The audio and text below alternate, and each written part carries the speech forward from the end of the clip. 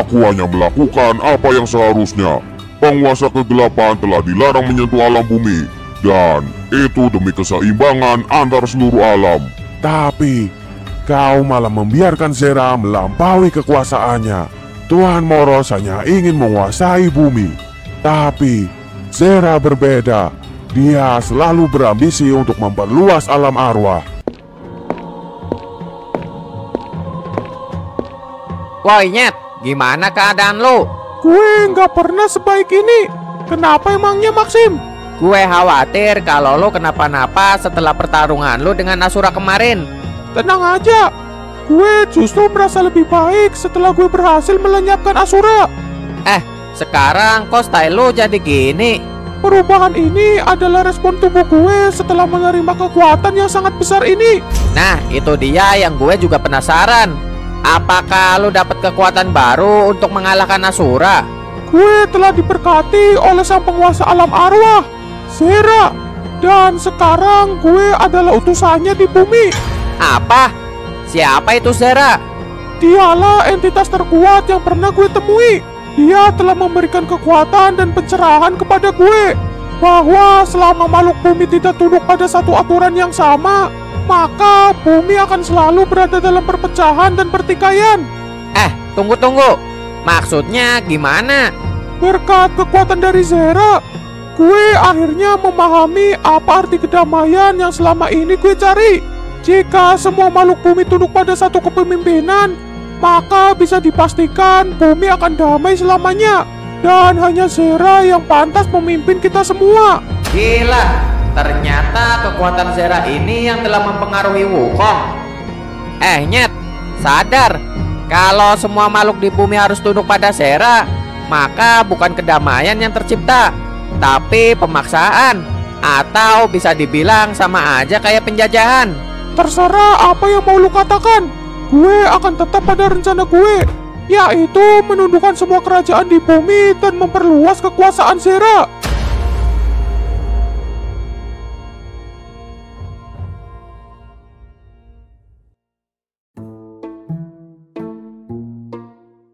Jadi sampai saat ini kuil air masih belum diketahui di mana keberadaannya. Iya ya Busa, lokasinya sekarang benar-benar udah jadi lautan. Menurut lu kenapa bisa kayak gitu Hayabusa?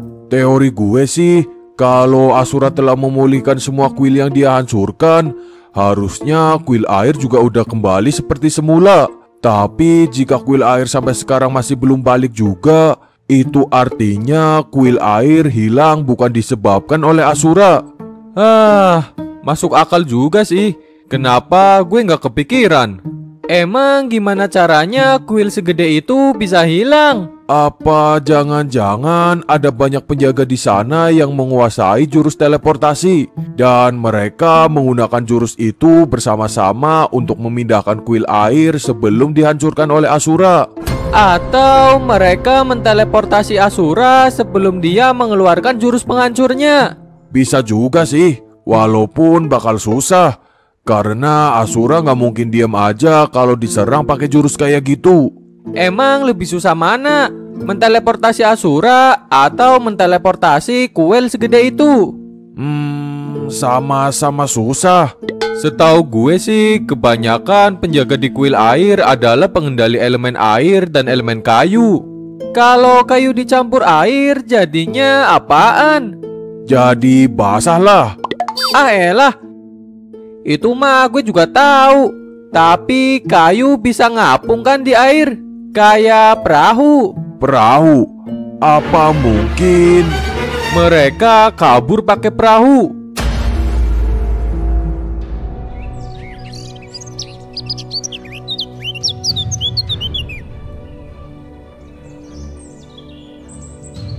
Bagaimana keadaan Badang? Keadaannya sudah semakin membaik semenjak Anda memberikan obat itu. Syukurlah. Semoga dalam waktu dekat dia bisa sembuh 100% dan kembali seperti sedia kala. Ritual penyambungan tangan sudah lama dilakukan, tapi Badang tidak bisa merasakan atau menggerakkan tangannya. Semua obat sudah kita coba dan tidak ada yang berhasil. Tapi obat yang terakhir Anda berikan sangat berbeda. Hanya dengan 2 kali minum, keadaan tangan Badang langsung berangsur membaik dengan cepat. Sebenarnya obat apa yang Anda berikan ini? Setelah aku bertapa cukup lama, aku merasakan sebuah bisikan. Dan bisikan itu memberitahuku tentang keberadaan celah kayangan yang ada di bumi. Celah kayangan? Apa itu? Aku juga tidak tahu. Celah itu ada di puncak gunung di pulau kita. Di sana terdapat sebuah sinar terang dari langit yang selalu bersinar bahkan di waktu malam. Dan di bawah sinar itu, tumbuhlah sebuah bunga yang indah. Aku menggunakan ekstrak dari bunga itu untuk membuat obat untuk Badang. Di puncak gunung pulau kita? Kok gue nggak pernah lihat sinar itu? Sepertinya, sinar dari celah kayangan hanya muncul untuk sementara waktu di tempat-tempat yang tidak bisa diprediksi.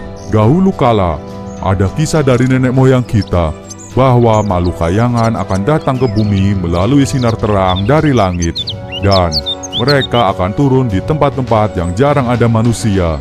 Wah, sinar itu kedengaran kayak dongeng. Tapi setelah melihat kesembuhan Badang, gue jadi percaya bahwa hal itu benar-benar ada. Tapi, apakah kita bisa memanfaatkan sinar dan bunga itu lagi untuk membuat lebih banyak obat kayak gini? Sepertinya tidak. Setelah aku mengambil bunga yang ada di bawah sinar itu langsung menghilang. Mungkin sinar itu berpindah ke tempat lain di bumi karena keberadaannya di sini telah diketahui.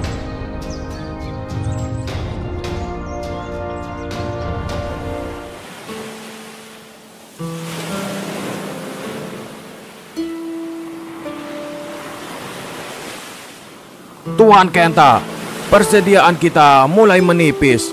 Sepertinya kita harus mendarat untuk mencari sumber makanan. Tapi, jika kita mendarat di pelabuhan atau di pulau, keberadaan kita akan ketahuan oleh masyarakat dan berita tentang kuil air akan menyebar dengan cepat. Aku tidak mau keberadaan kuil ini diketahui oleh musuh yang berniat menghancurkannya. Lalu, bagaimana dengan nasib kita, Tuan? Kita juga butuh persediaan makanan untuk bertahan hidup dan melindungi kuil ini. Kalau gitu, kita cari pulau yang tidak berpenghuni. Kita berburu hewan dan kumpulkan buah yang ada di pulau itu. Kebetulan sekali, Tuan.